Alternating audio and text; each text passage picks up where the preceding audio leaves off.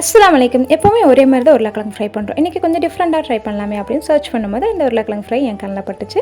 அதுக்கு கொஞ்சமாக தண்ணியில் உப்பு போட்டு கொஞ்சம் பெருசு பெருசாக கட் பண்ணி தோல் நீக்கின உருளைக்கிழங்கு வந்து வேக வச்சு எடுத்துக்கலாங்க. இப்போ இதுக்கு ஒரு பேஸ்ட் ரெடி பண்ணி எடுத்துடலாம். நல்லா ஊற வச்சு 10 வரமிளகா சேர்த்துக்கலாம். இது கூடயே ஒரு 6 பல் வந்து பூண்டு சேர்த்துக்கலாம்.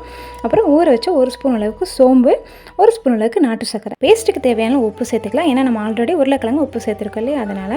அதுக்கப்புறமா இப்போ ஒரு பேன் வச்சுக்கலாங்க. அதில் ஒரு 4-5 ஸ்பூன் அளவுக்கு எண்ணெய் சேர்த்துக்கோங்க. 1 ஸ்பூன் அளவுக்கு கடுகு சேர்த்து நல்லா பொரிஞ்சதுமே கொஞ்சமாக கருவேப்பிலை தூவி விட்டுக்கலாம். இப்போ நம்ம அரைச்சிட்டு வந்த பேஸ்ட் வந்து இதில் சேர்த்துக்கலாங்க. இந்த பேஸ்ட்டோட பச்சை வாசனை போகணும், அந்த அளவுக்கு நம்ம வந்து இதை கலந்துக்கலாம். பச்சை வாசனை போய் லைட்டாக எண்ணெய் பிரிஞ்சு வரும் பார்த்திங்களா, இந்த டைமில் நம்ம வேக வச்ச உருளைக்கிழங்கு இதில் சேர்த்துக்கலாம்.